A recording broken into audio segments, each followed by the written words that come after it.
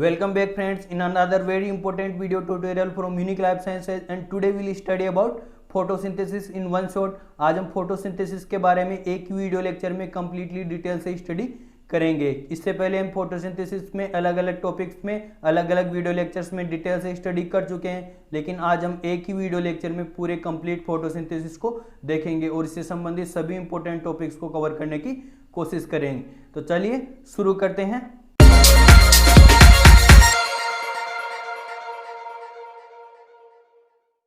तो आप video lecture को लास्ट तक जरूर देखेगा क्योंकि आज हम इसमें फोटोसिंथेसिस के बारे में कोई भी टॉपिक नहीं छोड़ने वाले हैं, सभी टॉपिक्स को कवर करेंगे। तो पहले देखते हैं कौन कौन से टॉपिक हम इसमें कवर करेंगे आज। तो सबसे पहले यहाँ पर हम इंट्रोडक्शन देखेंगे कि इंट्रोडक्शन फोटोसिंथेसिस क्या होता है, फोटोसिंथेसिस का इंट्रोडक्शन देखेंगे। इसके बाद में स्ट्रक्चर ऑफ क्लोरोप्लास्ट देखेंगे, क्लोरोप्लास्ट की संरचना किस प्रकार की होती है। फिर इसके बाद में देखेंगे फोटोसिंथेटिक पिगमेंट कौन कौन से होते हैं, उनकी संरचना किस प्रकार की होती है। अब्जॉर्प्शन एंड एक्शन स्पेक्ट्रा क्या होता है, red drop and Emerson effect क्या होता है, पिगमेंट सिस्टम यानी फोटो सिस्टम फर्स्ट सेकंड क्या होते हैं, लाइट रिएक्शन कैसे होती है जिसमें हिल रिएक्शन आती है, नॉन साइक्लिक फोटोफॉस्फोरेशन होता है, साइक्लिक फोटोफॉस्फोरेशन होता है, डार्क रिएक्शन देखेंगे, डार्क रिएक्शन में जिसमें हम C3 साइकिल चलता है, केल्विन साइकिल जिसे हम कहते हैं। लास्ट में हम देखेंगे फोटो रेस्पायरेशन प्रकाश शोषण किस प्रकार से होता है, और C4 cycle Hatch and Slack's pathway भी जिसे हम कहते हैं उसके बारे में देखेंगे। लास्ट में देखेंगे हम CM पाथवे किस प्रकार से कंप्लीट होता है। तो आज हम इन सभी टॉपिक्स के बारे में एक साथ देखने वाले हैं, डिटेल में देखेंगे और कोशिश करेंगे कि सभी इंपॉर्टेंट टॉपिक्स को हम कवर करें, सभी इंपॉर्टेंट पॉइंट्स को हम कवर करेंगे। तो बिना किसी देरी के हम स्टार्ट करते हैं। तो सबसे पहले देखते हैं इंट्रोडक्शन। देखो फोटोसिंथेसिस हमें पता है, फोटोसिंथेसिस क्यों आवश्यकता होती है, फोटोसिंथेसिस में क्या बनता है, ग्लूकोज का निर्माण किया जाता है। फोटोसिंथेसिस के द्वारा ग्लूकोज का निर्माण किया जाता है यानी एनर्जी प्रोडक्ट जिसको हम बोलते हैं डायरेक्ट फूड, भोजन का निर्माण किया जाता है। प्रकाश संश्लेषण के द्वारा क्या किया जाता है, भोजन का निर्माण किया जाता है। तो भोजन का निर्माण कौन करता है, देखो सभी जंतुओं को जीवित रहने के लिए किसकी आवश्यकता होती है, भोजन की आवश्यकता होती है, जिसमें प्लांट भी आ गए, छोटे ऑर्गेनिज्म भी आ गए, सभी जो शाकाहारी और मांसाहारी जीव आ गए, उनमें सभी को क्या होता है, भोजन की आवश्यकता होती है। लेकिन यहाँ पर भोजन कौन बनाता है, भोजन सिर्फ प्लांट बनाते हैं। यहाँ पर प्लांट क्या करते हैं, वो सनलाइट को यूज में लेते हुए क्या बना देते हैं, फूड का निर्माण करते हैं, यानी केमिकल एनर्जी को वो किस में, लाइट एनर्जी को किस में कन्वर्ट कर देते हैं, केमिकल एनर्जी में कन्वर्ट कर देते हैं। इसलिए हम इनको क्या बोलते हैं, ऑटोट्रोप्स यानी स्वपोषी, यानी अपना भोजन स्वयं बनाते हैं। लेकिन हमें पता है स्वपोषियों पर आधारित सभी जीव रहते हैं, जैसे मानव भी क्या हो गया, मानव भी क्या करता है, प्लांट्स को या एनिमल्स को डायरेक्ट यूज में अब देखो इन ऑटोट्रोप्स पर हेटेरोट्रोप्स आश्रित होते हैं यानी परपोषी आश्रित होते हैं, इनके द्वारा बनाए गए भोजन को यूज में लेते हैं, जिनको हम क्या बोलते हैं, हेटेरोट्रोप्स या परपोषी। अब केवल ग्रीन प्लांट्स ही क्या कर सकते हैं, फूड का निर्माण कर सकते हैं। क्यों कर सकते हैं, क्योंकि इनमें विशेष प्रकार की मैकेनिज्म पाई जाती है, विशेष प्रकार की प्रोसेस पाई जाती है जिसको क्या बोलते हैं, फोटोसिंथेसिस। तो आज हम इसी के सभी टॉपिक्स को स्टडी करने वाले हैं कि फोटोसिंथेसिस क्या है और किस प्रकार से कंप्लीट होता है। तो सबसे पहले देखते हैं फोटोसिंथेसिस की डेफिनेशन। इस फोटोसिंथेसिस होता क्या है, यदि इसकी एक परफेक्ट डेफिनेशन देखते हैं। नॉर्मल डेफिनेशन तो हम देख सकते हैं कि क्या होता है कि प्लांट्स क्या करते हैं, प्लांट्स प्रकाश की उपस्थिति में CO2 और वाटर को यूज में लेते हुए क्लोरोफिल की प्रेजेंस में ग्लूकोज का निर्माण करते हैं और साथ में इसमें ऑक्सीजन का इवोल्यूशन होता है। ये तो हो गई सबसे साधारण या सिंपल डेफिनेशन। यदि इसकी एक डिटेल डेफिनेशन देखें जो इसकी मैकेनिज्म को भी बताती हो, वो क्या हो गई, photosynthesis is Photosynthesis is physiochemical process by which photosynthetic organism convert light energy into chemical energy in the form of producing power as NADPH and ATP and use these chemicals to drive carbon dioxide fixation। देखो ये क्या कह रहा है कि photosynthesis में क्या होता है, फोटोसिंथेसिस में लाइट एनर्जी से किसका निर्माण किया जाता है, केमिकल एनर्जी, और वो किस में क्या बनते हैं, पहले ATP और NADPH बनते हैं। लाइट एनर्जी से क्या बनते हैं, यानी लाइट रिएक्शन चलती है, उससे ATP और NADPH बनते हैं। अब ये ATP और NADPH यूज में लिए जाते हैं किस काम के लिए, CO2 फिक्सेशन के लिए, जिससे किसका निर्माण कर दिया जाता है, ग्लूकोज का निर्माण कर दिया जाता है। तो इस प्रकार से क्या होता है, फोटोसिंथेसिस कंप्लीट होता है। यानी फोटोसिंथेसिस यहाँ पर 2 स्टेप में कंप्लीट होता है। तो देखते हैं इसकी मैकेनिज्म किस प्रकार से होती है। मैकेनिज्म देखते हैं किस प्रकार से कंप्लीट होती है।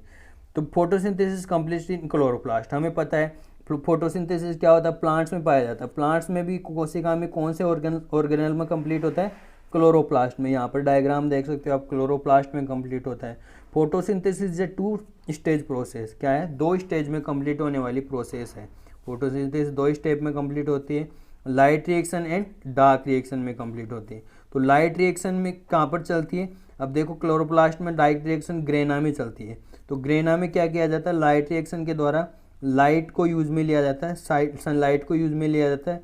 लाइट को यूज में लेकर किसका निर्माण कर दिया जाता है, एटीपी और एनएडीपीएच का निर्माण कर दिया जाता है। और ये एटीपी और एनएडीपीएच किस में एंटर कर जाते हैं, स्ट्रोमा में एंटर कर जाते हैं। और इस स्ट्रोमा में क्या कर लिया जाता है, वहाँ पर CO2 का फिक्सेशन किया जाता है, किसके द्वारा, केल्विन साइकिल के द्वारा। और लास्ट में किसका निर्माण हो जाता है, शुगर। तो यहाँ पर एक साथ ये रिएक्शन एक साथ कंप्लीट नहीं होती है, यहाँ पर ये 2 स्टेप में कंप्लीट होती है। पहले लाइट रिएक्शन में एटीपी और एनएडीपीएच बनते हैं, और इन एटीपी और एनएडीएच को यूज में लेते हुए क्या बनाया जाता है, CO2 से शुगर बनाया जाता है। तो इस प्रकार से इसकी मैकेनिज्म होती है। अब हम इसको कंप्लीट देखने वाले हैं। पहले हम देखेंगे क्लोरोप्लास्ट की स्ट्रक्चर कैसे होती है।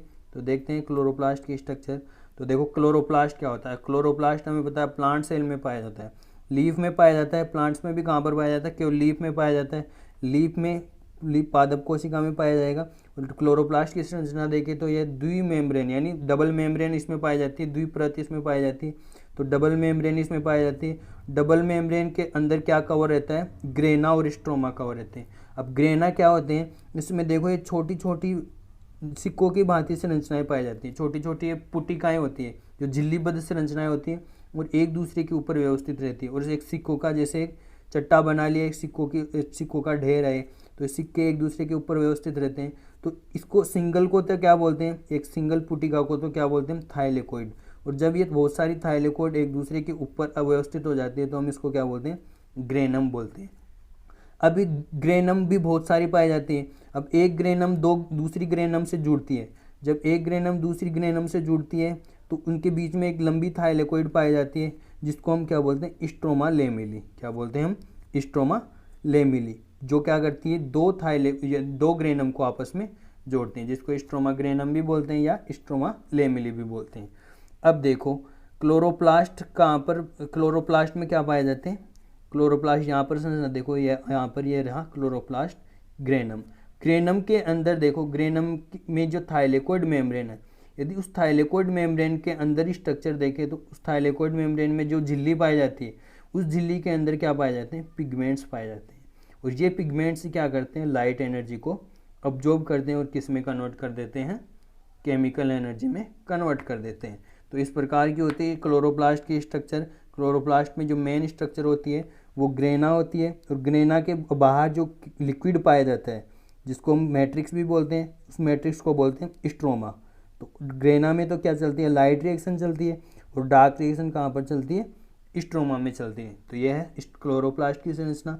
क्लोरोप्लास्ट में सबसे इम्पोर्टेंट क्या है, थाइलेकोइड। थाइलेकोइड में भी क्या इम्पोर्टेंट है, फोटोसिंथेटिक पिगमेंट। ये पिगमेंट ही क्या करते हैं, लाइट एनर्जी को अब्जॉर्ब करते हैं, और लाइट एनर्जी को अब्जॉर्ब करके किस में कन्वर्ट कर देते हैं, केमिकल एनर्जी में। तो अब हम देखते हैं कि फोटोसिंथेटिक पिगमेंट क्या होते हैं और कौन कौन से होते हैं।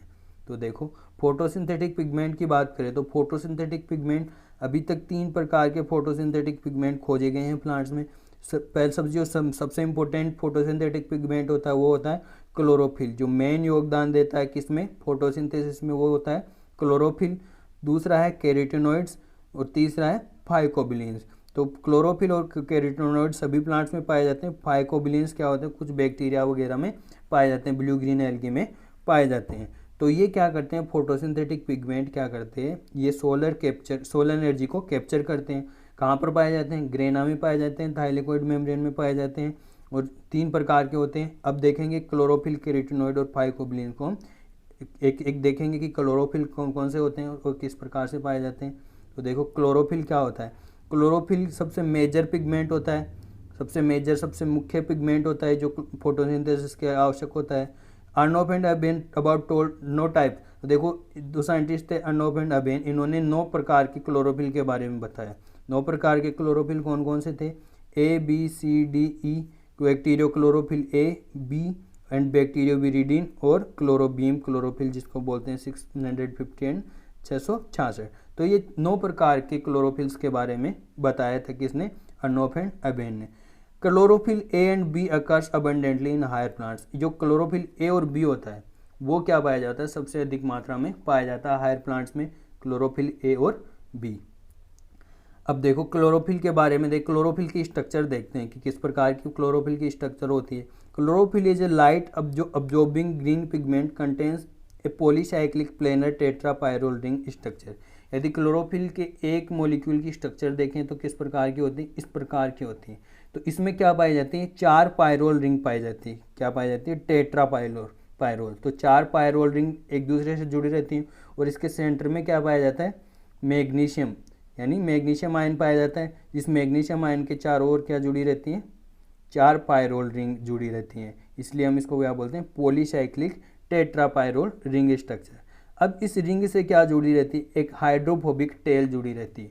ये तो हो गया इसका हेड, ये जो 4 रिंग से मिलके बनता है, और मैग्नीशियम इसके सेंटर में पाया जाता है। ये तो हो गया इसका टेल, ये तो हो गया इसका हेड, और ये उसकी हो गई टेल। तो ये हेड और टेल में डिवाइड रहता है क्लोरोफिल का एक मॉलिक्यूल। अब देखो यहाँ पर यदि क्लोरोफिल ए और बी की बात करें तो क्लोरोफिल यहाँ पर देखो एक आर ग्रुप पाया जाता है, एक आर ग्रुप है। यदि इस आर ग्रुप की जगह यदि मेथिल ग्रुप होता है, यहाँ पर CH3 होता है, तो क्लोरोफिल ए होती है वो संरचना।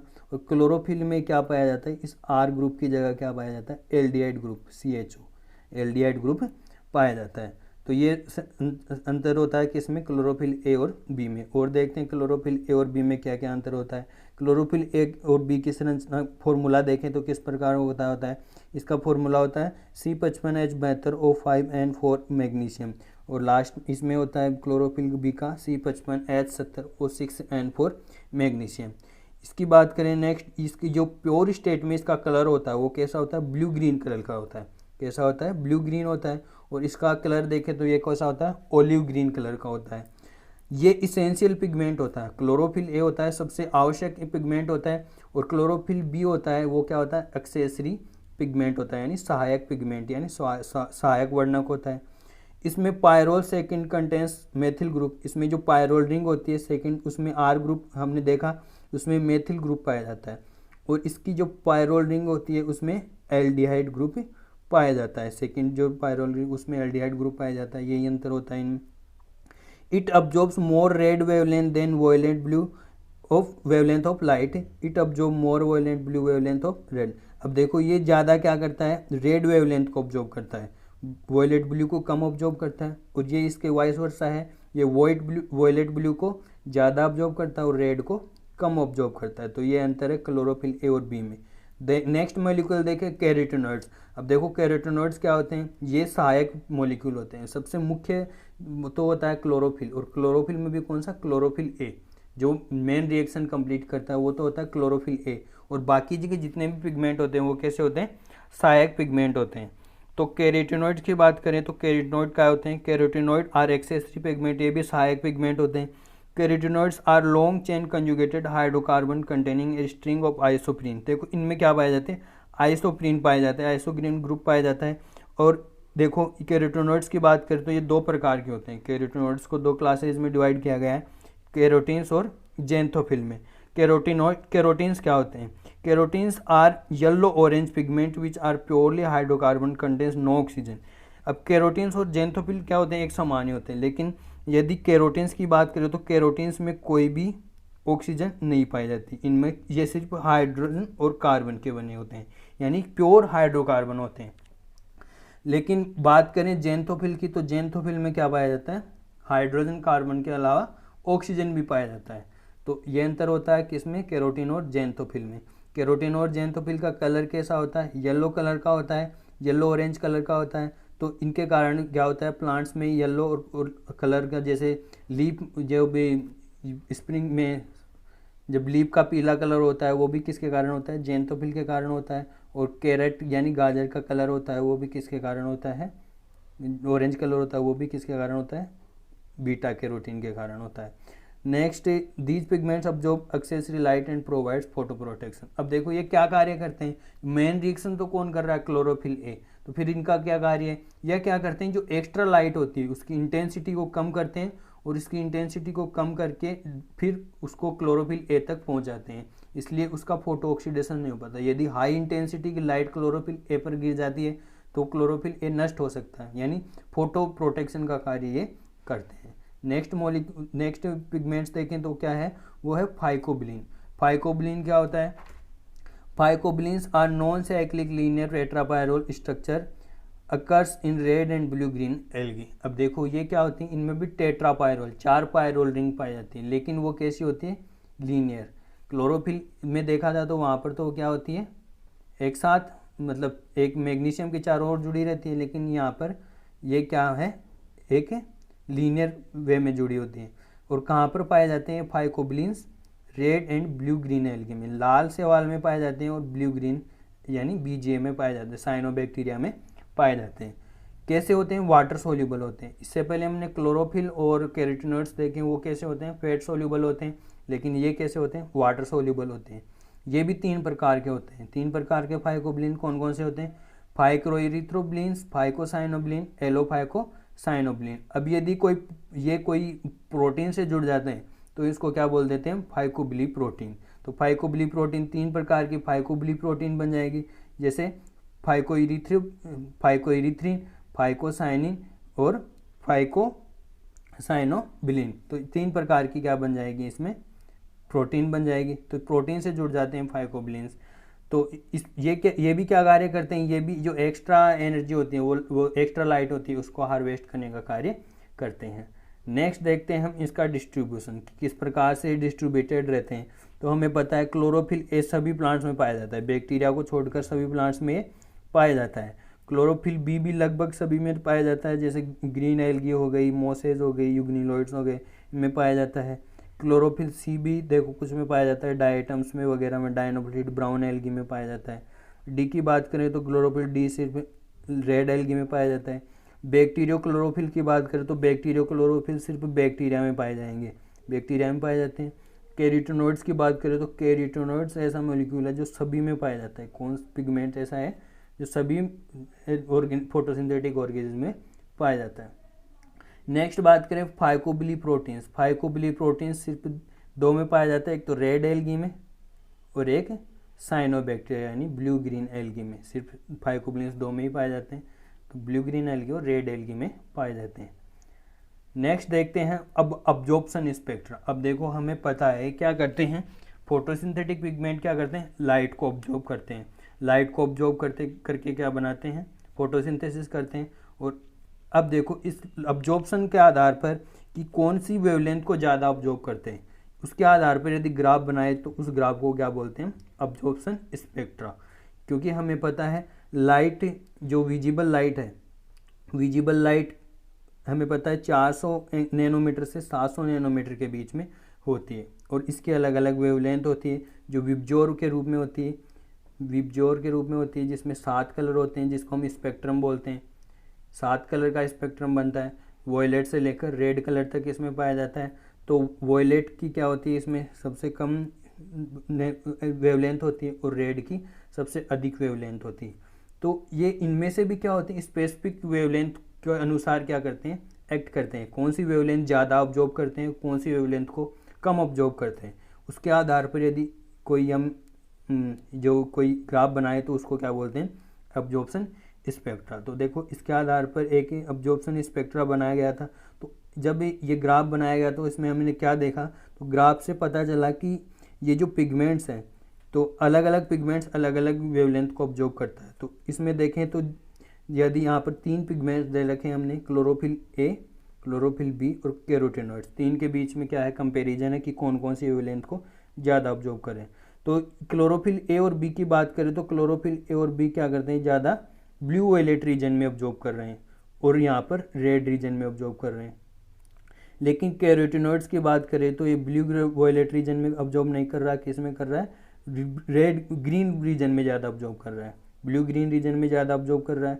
तो यहाँ पर हम क्या निकल के आ रहा है हमारे पास कैरोटीनॉइड्स तो किस में कर रहे हैं, ब्लू ग्रीन रीजन में ज़्यादा ऑब्जॉर्व कर रहे हैं, और ये जो क्लोरोफिल है वो कहाँ पर कर रहे हैं, ब्लू वॉयलेट और रेड रीजन में ज़्यादा ऑब्जॉर्व करते हैं। ज़्यादा वेवलेंथ कौन सी ऑब्जॉर्व करते हैं, रेड वेवलेंथ और ब्लू वेवलेंथ। इसी के आधार पर हम एक और स्पेक्ट्रा बनाते हैं, जिसको हम बोलते हैं एक्शन स्पेक्ट्रा। अब एक्शन स्पेक्ट्रा क्या होता है, देखो जैसे अब जो कौन सी वेवलेंथ ज़्यादा ऑब्जॉर्व करता है उस पर डिपेंड करता है। अब जब वेवलेंथ कौन सी वेवलेंथ पर ज़्यादा फोटोसिंथेसिस करता है, यदि rate of photosynthesis absorption of wavelength के आधार पर यदि ग्राफ बनाए कि कौन सी वेवलेंथ के आधार पर कौन सी वेवलेंथ पर ज़्यादा ऑब्जॉर्प्शन, ज़्यादा फोटोसिंथेसिस होता है, उसके आधार पर बनाए, तो उसमें भी वैसा ही क्या बनता है। अब देखो ये जो फोटोसिंथेसिस का मेन कार्य करता है फोटोकेमिकल रिएक्शन, वो कौन सा करता है, क्लोरोफिल ए करता है, क्लोरोफिल ए पिगमेंट करता है। तो हम इसी का क्या बनाएंगे, एक्शन स्पेक्ट्रा बनाएंगे। तो क्लोरोफिल ए का यदि एक्शन स्पेक्ट्रा देखते हैं तो क्या मिलता है हमें वहाँ पर कि ये ज़्यादा फोटोसिंथेसिस रेट कहाँ पर होती है, ब्लू वॉयलेट रीजन में और रेड रीजन में। तो हमें पता है अब्जॉर्प्शन भी ये ज़्यादा कहाँ पर करता है, ब्लू वॉयलेट रीजन में और रेड रीजन में ज़्यादा अब्जॉर्प्शन करता है। तो यहाँ पर इसमें जो फोटोसिंथेसिस की स्पीड होती है वो भी ज़्यादा किस में होती है, ब्लू वॉयलेट रीजन में और रेड रीजन में। इसी को हम क्या बोलते हैं, एक्शन स्पेक्ट्रा। और एक्शन स्पेक्ट्रा कैसे मापा जाता है कि हम क्या चेक करते हैं कि वहाँ पर ऑक्सीजन कितनी इवॉल्व हो रही है, ऑक्सीजन कितनी रिलीज होती है, उसके आधार पर देखते हैं। क्योंकि फोटोसिंथेसिस के दौरान क्या होता है, ऑक्सीजन का इवोल्यूशन होता है, और ऑक्सीजन को हम क्या कर लेते हैं, मेजर कर लेते हैं। अलग अलग वेवलेंथ डालेंगे प्लांट पर या कोई एल्गी पर और वहाँ पर डिटरमाइन करेंगे। तो एक्शन स्पेक्ट्रा को डिटरमाइन सबसे पहले एंगलमान साइंटिस्ट ने किया था। इन्होंने एक एक्सपेरिमेंट किया था स्पायरोगायरा के फिलामेंट पर। स्पायरोगायरा क्या है, एक एल्गी है। यह एल्गी इन्होंने क्या किया, इस एल्गी पर लाइट डाली। अब इस लाइट को डायरेक्ट न डालकर इन्होंने क्या किया, प्रिज्म के थ्रू डाला। तो प्रिज्म से क्या होता है हमें पता है, प्रिज्म क्या करता है, लाइट को 7 कलर में डिवाइड कर देता है। तो 7 कलर के अकॉर्डिंग इस पर लाइट इस पर इल्यूमिनेट हुई। तो अब देखो इन्होंने साथ में एक बैक्टीरिया यूज में लिया। कौन सा बैक्टीरिया, जो एरोबिक बैक्टीरिया था।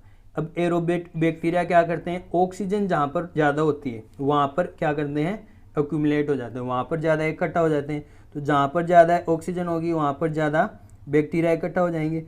तो ये जब इन्होंने लाइट डाली तो इन्होंने देखा कि ब्लू वॉयलेट रीजन और रेड रीजन में ज़्यादा क्या हो रहे हैं, बैक्टीरिया इकट्ठा हो रहे हैं। तो इससे क्या पता चला कि ज़्यादा ऑक्सीजन कहाँ पर बन रही है, ब्लू वॉयलेट रीजन में और रेड रीजन में ज़्यादा ऑक्सीजन बन रही है।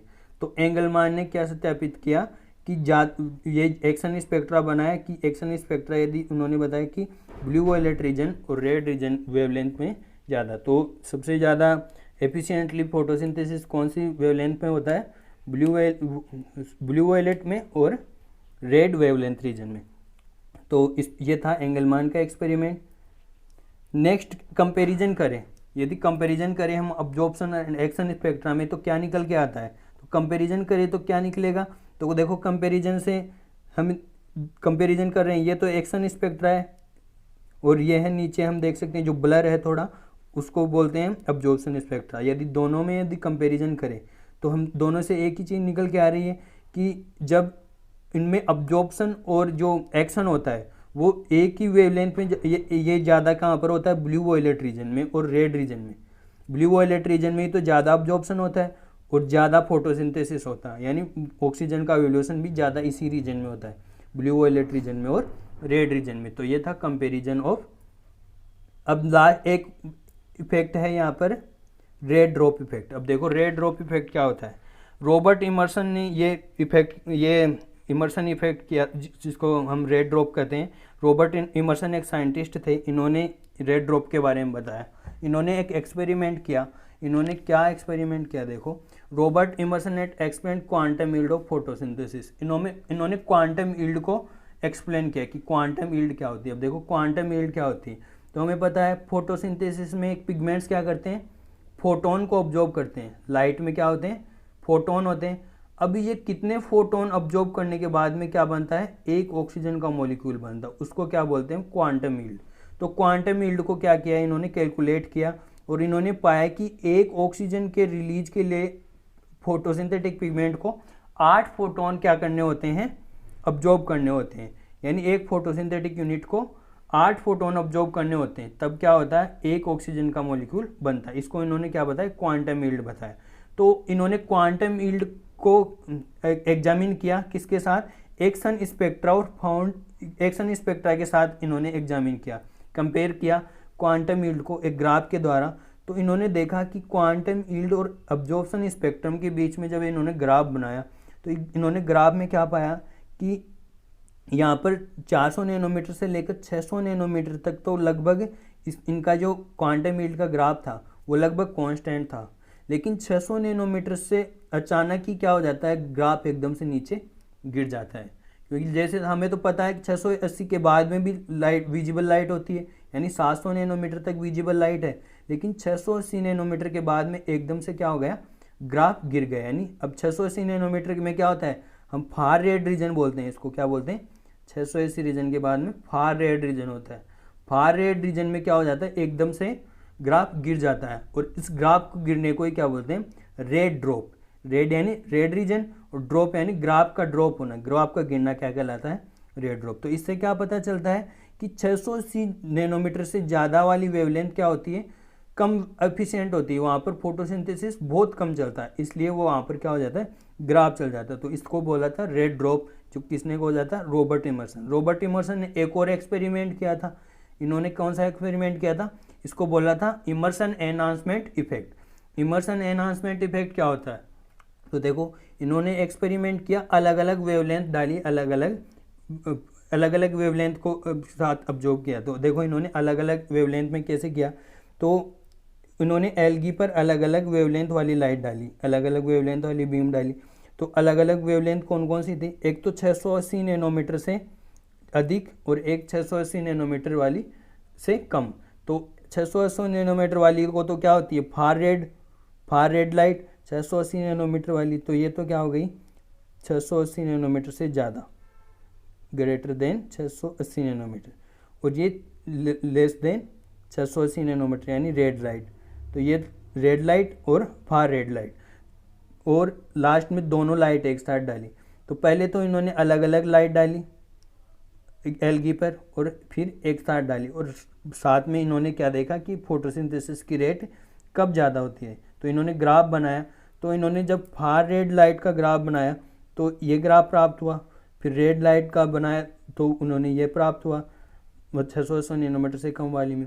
और जब इन्होंने दोनों लाइट एक साथ ऑन की, यानी फार रेड लाइट और रेड लाइट दोनों एक साथ ऑन की, तो इन्हें ये ग्राफ प्राप्त हुआ।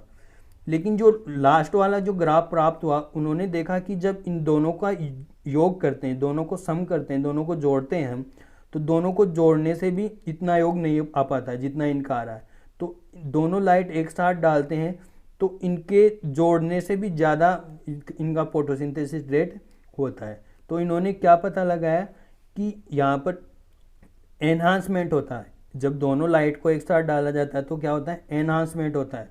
तो एनहांसमेंट क्या होता है, इन दोनों के योग से भी ज़्यादा क्या होता है, फोटोसिंथेटिक रेट होती है। तो इसी को क्या बोला, इमर्सन एनहांसमेंट इफेक्ट बोला इन्होंने। तो इमर्सन एनहांसमेंट इफेक्ट के द्वारा क्या पता चला कि यहाँ पर एक ही प्रकार का फोटो सिस्टम नहीं होता है, दो अलग अलग प्रकार के फोटो सिस्टम होते हैं जो दो अलग अलग वेवलेंथ पर क्रियाशील होते हैं। तो इससे ये पता चला कि यदि दोनों फोटो सिस्टम एक साथ चलते हैं तो फोटोसिंथेसिस ज़्यादा होता है। तो ये था इमर्सन का एनहांसमेंट इफेक्ट। अब देखते हैं पिगमेंट सिस्टम। तो हमें पता पिगमेंट सिस्टम क्या होता है, तो फोटोसिंथेटिक पिगमेंट्स पढ़ चुके हैं हम। फोटोसिंथेटिक पिगमेंट्स क्या होते हैं, क्लोरोफिल होते हैं, केराटिनॉइड्स होते हैं और फाइकोबिलेंस होते हैं। लेकिन जब ये फोटोसिंथेसिस करते हैं, यानी फोटोसिंथेसिस करते हैं, तो किस प्रकार से ये सारे एक साथ रिएक्ट करते हैं और किस प्रकार से केमिकल रिएक्शन को कंप्लीट करते हैं, यानी लाइट एनर्जी को किस प्रकार से केमिकल एनर्जी में कन्वर्ट करते हैं। तो हमें पता है पिगमेंट्स कहाँ पाए जाते हैं, थाइलेकोइड में पाए जाते हैं, थाइलेकोइड मेम्ब्रेन में। थाइलेकोइड मेम्ब्रेन में ये क्या होते हैं, अलग अलग न पाकर छोटे छोटे ग्रुप में पाए जाते हैं, और उन ग्रुप को क्या बोलते हैं, पिगमेंट सिस्टम। अब वो ग्रुप किस प्रकार से बनते हैं, ये जो भी मॉलिक्यूल ये पिगमेंट है वो क्या करते हैं, प्रोटीन के साथ जुड़ जाते हैं, और प्रोटीन के साथ जुड़ जाते हैं तो उसको बोलते हैं pigment protein complex. Pigment protein complex क्या कहलाता है, पिगमेंट सिस्टम कहलाता है या फोटो सिस्टम कहलाता है। हमें पता है मेम्ब्रेन में क्या पाई जाती है, प्रोटीन पाई जाती है। अब उन प्रोटीन के साथ पिगमेंट्स जुड़ जाते हैं और एक विशेष प्रकार का सिस्टम बनाते हैं, कॉम्प्लेक्स सिस्टम, जिसको बोलते हैं फोटो सिस्टम। अब फोटो सिस्टम क्या होता है, फोटो सिस्टम दो कंपोनेंट होते हैं, एक तो फोटोकेमिकल रिएक्शन सेंटर और एंटीना कॉम्प्लेक्स। अब फोटोकेमिकल रिएक्शन और एंटीना कॉम्प्लेक्स क्या होते हैं, जहाँ पर फोटोकेमिकल रिएक्शन होती है और जहाँ पर लाइट अब्जॉर्ब की जाती है। तो नेक्स्ट देखते हैं पिगमेंट सिस्टम की स्ट्रक्चर देखें तो क्या ऐसा होती है, दो कंपोनेंट होते हैं हमें पता है। पहला कंपोनेंट कौन सा होता है, फोटोकेमिकल रिएक्शन सेंटर। जो इनमें जो मेन सेंटर होता है जहाँ पर रिएक्शन कंप्लीट होती है वो होता है फोटोकेमिकल रिएक्शन सेंटर। जो बीच में होता है is a protein pigment complex that carries out photochemical reaction. यहाँ पर क्या होती है, फोटोकेमिकल रिएक्शन होती है, जहाँ पर क्या होता है लाइट एनर्जी को केमिकल एनर्जी में कन्वर्ट किया जाता है। अब ये दो प्रकार के पाए जाते हैं प्लांट्स में, फोटोकेमिकल रिएक्शन सेंटर दो अलग अलग प्रकार के होते हैं, उसी प्रकार के पिगमेंट सिस्टम भी होते हैं। तो दो अलग अलग प्रकार के सेंटर कौन से हो गए यहाँ पर, एफएस टाइप रिएक्शन सेंटर और pheophytin quinone type reaction centre. Type first और टाइप सेकंड दो प्रकार के इसमें रिएक्शन सेंटर हो गए। एंटीना कॉम्प्लेक्स, अब देखो एंटीना कॉम्प्लेक्स क्या होता है, हमें पता है यहाँ पर रिएक्शन सेंटर में क्लोरोफिल ए पाया जाता है जो रिएक्शन करता है, फोटोकेमिकल रिएक्शन करता है, और यहाँ पर कुछ प्राइमरी एक्सेप्टर पाए जाते हैं। लेकिन यहाँ तक एनर्जी डायरेक्ट नहीं पहुँचती है, तो इसके चारों ओर और भी मॉलिक्यूल पाए जाते हैं जो सहायक पिगमेंट होते हैं, इसलिए हम इनको क्या बोलते हैं, light harvesting complex, antenna complex. तो एंटीना क्या करता है, लाइट जो एक्स्ट्रा लाइट होती है उसको हार्वेस्ट करता है, और जब हाई इंटेंसिटी होती है उसको भी कम करता है, तो इसको हम बोलते हैं एंटीना कॉम्प्लेक्स। तो एंटीना कॉम्प्लेक्स में क्या पाए जाते हैं, ज़्यादातर क्लोरोफिल बी और कैरोटीनॉइड्स पाए जाते हैं, जो भी प्रोटीन के साथ जुड़े होते हैं, जो किसका निर्माण करते हैं, एंटीना कॉम्प्लेक्स का निर्माण करते हैं। कार्य क्या है इनका, लाइट को कैप्चर करना, और लाइट को कैप्चर करके कहाँ तक ट्रांसफ़र करना, रिएक्शन सेंटर तक ट्रांसफर करना। तो रिएक्शन सेंटर दो प्रकार के हैं हमारे पास, एक तो एफईएस टाइप यानी ferrous iron sulphur type protein जिसमें पाई जाती है, और एक फियोफाइटिन क्विनोन टाइप। तो इसी के आधार पर फोटो सिस्टम भी दो प्रकार के होते हैं। फोटो सिस्टम कौन से दो प्रकार के हो गए, एक तो फोटो सिस्टम फर्स्ट जिसमें एफईएस टाइप पाया जाता है, और दूसरा जो फोटो सिस्टम सेकेंड जिसको पीएस सेकेंड भी बोलते हैं, जिसमें क्या पाया जाता है, pheophytin quinone type reaction centre पाया जाता है। In oxygenic photosynthetic organism such as plant cyanobacteria photosystem present. देखो ऑक्सीजेनिक फोटोसिंथेटिक ऑर्गेनिज्म किन्हें बोलते हैं, जो ऑक्सीजन का निर्माण करते हैं। सभी फोटोसिंथेटिक ऑर्गेनिज्म और ऑक्सीजन का निर्माण नहीं करते हैं, तो जो ऑक्सीजन का निर्माण करते हैं उनको बोलते हैं ऑक्सीजेनिक फोटोसिंथेटिक ऑर्गेनिज्म। तो जैसे प्लांट हो गए और साइनोबैक्टीरिया, तो ये क्या होता है, ऑक्सीजेनिक होते हैं, जो क्या करते हैं, ऑक्सीजन का निर्माण करते हैं। तो इनमें तो दोनों प्रकार के फोटो सिस्टम पाए जाते हैं। और जो अनऑक्सीजेनिक फोटोसिंथेटिक होते हैं, जो ऑक्सीजन का निर्माण नहीं करते हैं, उनमें केवल एक ही प्रकार का फोटो सिस्टम पाया जाता है। जैसे कुछ बैक्टीरिया हो गए जिसमें पर्पल बैक्टीरिया और ग्रीन बैक्टीरिया आते हैं, जो अनऑक्सीजेनिक होते हैं। इनमें सिर्फ एक ही प्रकार का फोटो सिस्टम पाया जाता है। फोटो सिस्टम फर्स्ट की बात करें तो फोटो सिस्टम फर्स्ट क्या होता है, फोटो सिस्टम फर्स्ट में बताया रिएक्शन सेंटर कौन सा पाया जाता है, आयरन सल्फर प्रोटीन वाला। तो reaction centre iron sulphur protein पाया जाता है, और उस सेंटर में क्या पाया जाता है, क्लोरोफिल ए अणु पाया जाता है।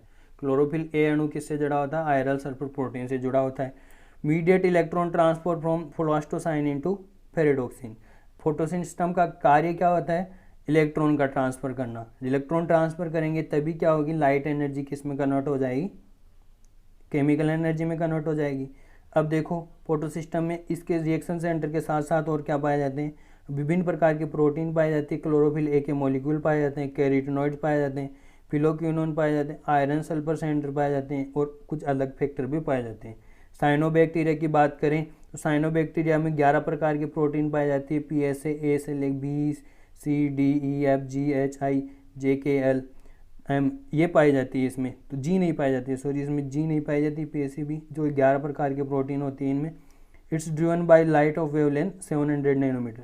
तो ये क्या होता है, सबसे ज़्यादा एफिशिएंटली 700 नैनोमीटर वाली लाइट को अब्जॉर्ब करता है, सबसे एफिशिएंटली अब्जॉर्ब करता है 700 नैनोमीटर वाली लाइट को। इसलिए इसके रिएक्शन सेंटर को हम P700 भी बोलते हैं। इसका जो रिएक्शन सेंटर होता है फोटोकेमिकल रिएक्शन सेंटर, इसको P700 भी बोलते हैं। तो ये फोटो सिस्टम फर्स्ट की संरचना हो गई। सेकंड की संरचना देखते हैं। पता है हमें सेकंड में जो रिएक्शन सेंटर होता है वो कौन सा होता है, फियोफाइटिन क्यूनोन टाइप का रिएक्शन सेंटर होता है। और यदि सेंटर की बात करें तो इसमें जो सबसे एफिशिएंटली वेवलेंथ ऑब्जॉर्व करता है वो होती है 680 नैनोमीटर वाली वेवलेंथ। इसलिए इसके रिएक्शन सेंटर को भी क्या बोलते हैं, P680। फर्स्ट PS फर्स्ट के तो बोलते हैं P700 और इसको बोलते हैं P680। P680 and P700 are identical chlorophyll. अब देखो ये सेंटर में क्या होते हैं, किसके लिए है, ये क्लोरोफिल ए पाया जाता है, मैंने बताया क्लोरोफिल ए मॉलिक्यूल पाए जाते हैं। तो P680 P700 क्या है, क्लोरोफिल ए मॉलिक्यूल है। लेकिन ये अलग अलग वेवलेंथ को ऑब्जॉर्व क्यों कर रहे हैं, क्योंकि इनके साथ जो प्रोटीन जुड़ती है वो अलग होती है, इसलिए लाइट को भी अलग वेवलेंथ को ऑब्जॉर्व करते हैं।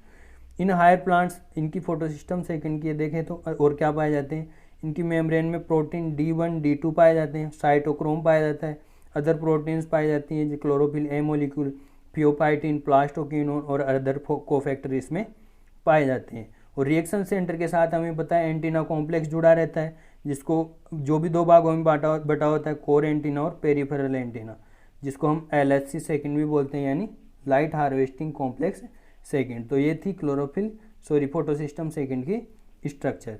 डिस्ट्रीब्यूशन की बात करें तो ये जो थाइलेकोइड मेम्ब्रेन होती है उसमें कहाँ पर पाए जाते हैं, तो फोटोसिस्टम फर्स्ट तो कहाँ पर पाया जाता है, नॉन अप्रेस्ड मेम्ब्रेन में।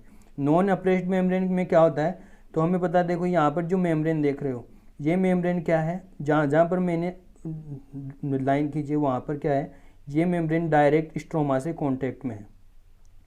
जो मेम्ब्रेन डायरेक्ट स्ट्रोमा से कॉन्टैक्ट में होती है उसको क्या बोलते हैं, नॉन अप्रेस्ड।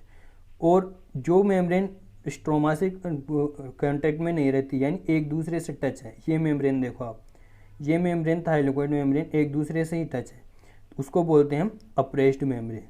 तो नॉन अप्रेस्ड मेम्ब्रेन में तो क्या पाया जाता है, फोटोसिस्टम फर्स्ट PS फर्स्ट, और अप्रेस्ड मेम्ब्रेन में क्या पाया जाता है, PS सेकेंड।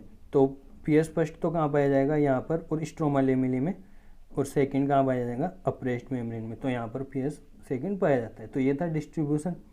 अब देखते हैं लाइट रिएक्शन। अब फोटोसिंथेसिस स्टार्ट होगा कि लाइट रिएक्शन होगी, हमें पता है 2 स्टेप में कंप्लीट होती है, लाइट रिएक्शन और डार्क रिएक्शन में। तो लाइट रिएक्शन में क्या होता है, हमें पता है क्लोरोप्लास्ट की स्ट्रक्चर हमने पढ़ ली अभी। तो क्लोरोप्लास्ट में 2 भाग होते हैं, ग्रेना और stroma.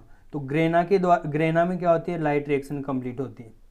Light reaction complete in grana और क्लोरोप्लास्ट। ग्रेना में क्या होते हैं, थाइलेकोइड मेम्ब्रेन पाई जाती है जिसमें फोटोसिंथेटिक पिगमेंट पाए जाते हैं, और फोटोसिंथेटिक पिगमेंट प्रोटीन के साथ एसोसिएट होकर क्या बनाते हैं, फोटोसिस्टम बनाते हैं। हमने पढ़ लिया 2 प्रकार के फोटोसिस्टम होते हैं, फर्स्ट एंड सेकंड। अब फोटोसिस्टम क्या करते हैं, लाइट को ऑब्जॉर्व करते हैं। अब जैसे ही लाइट को ऑब्जॉर्व करते हैं तो वहाँ पर क्या होता है, कोई इलेक्ट्रॉन एक्साइटेड हो जाता है। इलेक्ट्रॉन एक्साइटेड हो जाता है तो वहाँ पर से इलेक्ट्रॉन रिलीज होगा और दूसरे एक्सेप्टर के द्वारा ग्रहण कर लिया जाता है। फिर उस एक्सेप्टर से तीसरे एक्सेप्टर के द्वारा ग्रहण कर लिया जाता है, और इलेक्ट्रॉन का क्या होता है, फ्लो होता है। इलेक्ट्रॉन का फ्लो होता है तो हमें पता है एनर्जी बनती है, और उस एनर्जी को किस में स्टोर कर लिया जाता है, ATP और NADPH के रूप में स्टोर कर लिया जाता है। तो इस प्रकार से क्या होता है, वहाँ पर लाइट रिएक्शन होती है। और लाइट रिएक्शन में जो ये केमिकल बनते हैं ATP और NADPH, उनको डार्क रिएक्शन में यूज में लिया जाता है। तो लाइट रिएक्शन में क्या होता है, मेनली इलेक्ट्रॉन का फ्लो होता है। अब इलेक्ट्रॉन का फ्लो भी 2 प्रकार से हो सकता है। अब ये इलेक्ट्रॉन का फ्लो होता है और ATP का निर्माण होता है, तो क्या कहते हैं हम इसको, फोटोफॉस्फोराइलेशन, प्रकाश फास्फोरिलीकरण, जिसको हिंदी में बोलते हैं।